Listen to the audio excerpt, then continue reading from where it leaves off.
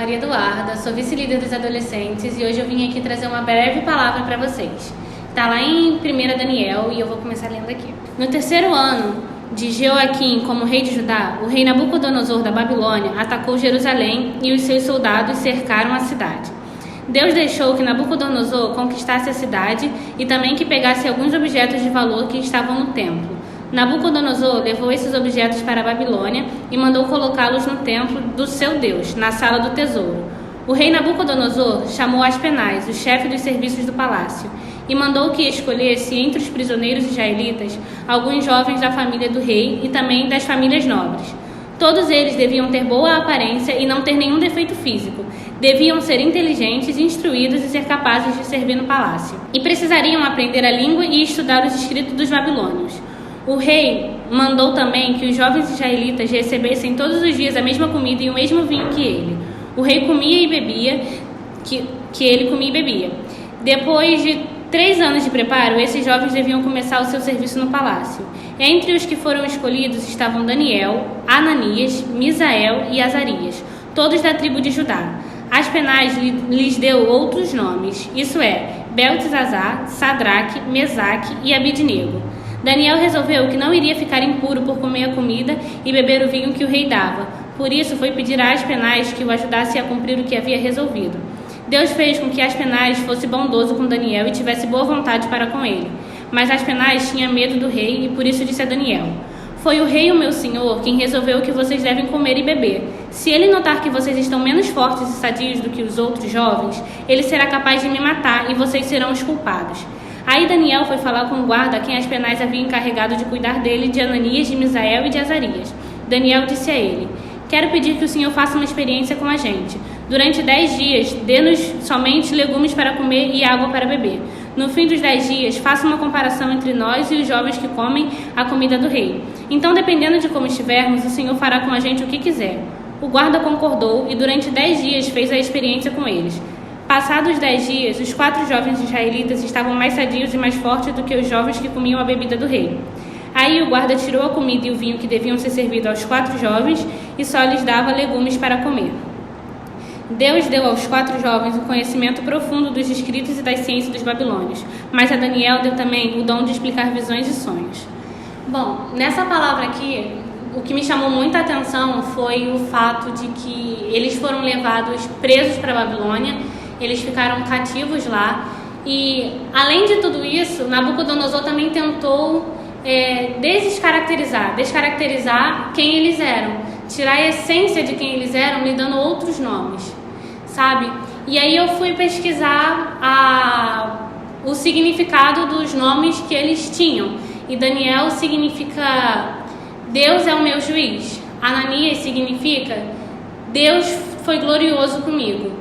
Misael significa quem é como Deus. Azarias significa Deus é quem me ajuda. E por isso eu entendo que eles tinham um significado muito grande perante Deus. Todos eles tinham ali a sua identidade em Deus, eles tinham a sua essência, quem eles eram. E apesar de estarem ali cativos e serem meio que obrigados a servir tudo aquilo que Nabucodonosor queria, eles tinham dentro deles a verdade de quem eles eram. Eles sabiam que eles eram servos de Deus, eles sabiam quem eles serviam, quem eles eram. E isso me fez pensar muitas coisas de, por exemplo, o que as pessoas chamam você? Do que as pessoas têm te chamado, têm te rotulado, têm colocado na sua cabeça que você é, sabe? Quais são as palavras que você tem tomado como posse para a sua vida? Quais são os nomes ao qual você tem servido? Deus, ele deu um nome específico para cada um de nós, ele nos chama pelo nosso nome, ele tem assim a certeza absoluta de quem nós somos, ele colocou dentro de nós a identidade dele, porque a palavra diz que nós somos semelhantes a ele. Então, se nós somos semelhantes a Deus, se nós temos a identidade de Deus, nós temos que agir como pessoas que servem a Deus. Independente do lugar, independente da situação, independente de qualquer pessoa, nós temos que saber a nossa identidade em Deus.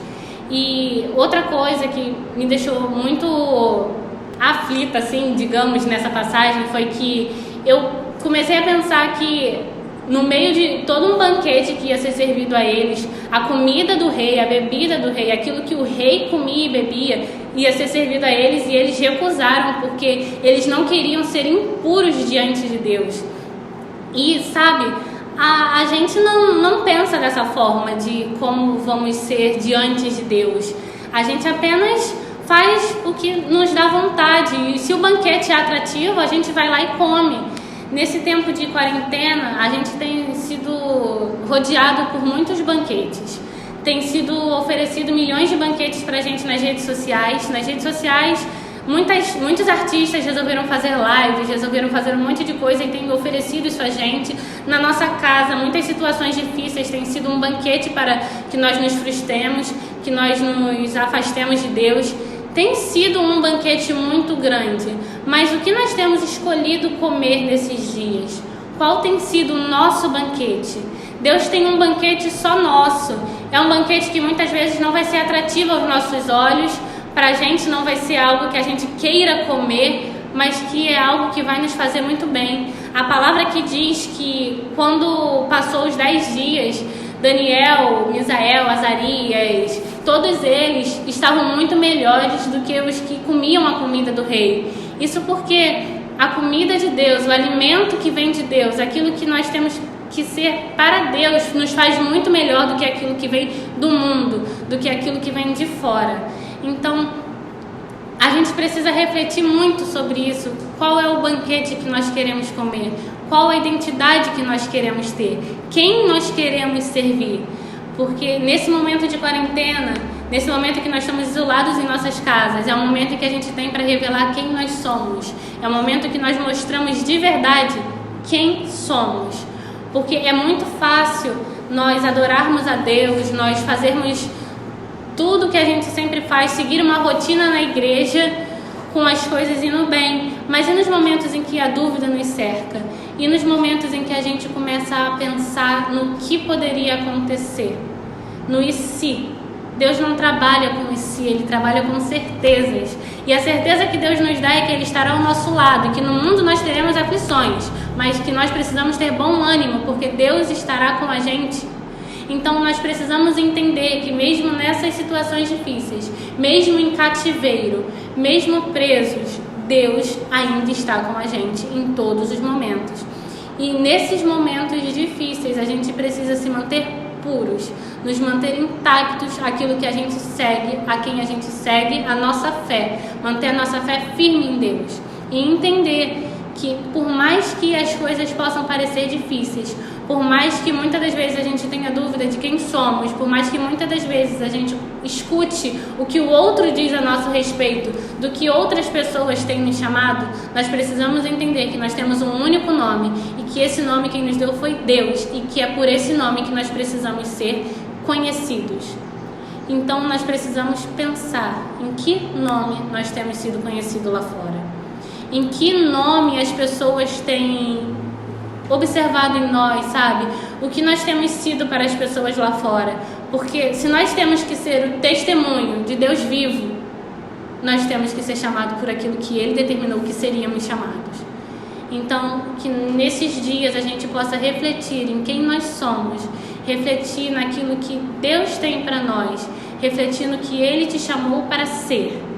E essa é a minha palavra hoje. Agradeço a oportunidade de estar aqui falando um pouco mais da palavra de Deus com vocês. Que Deus possa abençoar vocês e que essa palavra tenha entrado no coração de vocês como entrou no meu.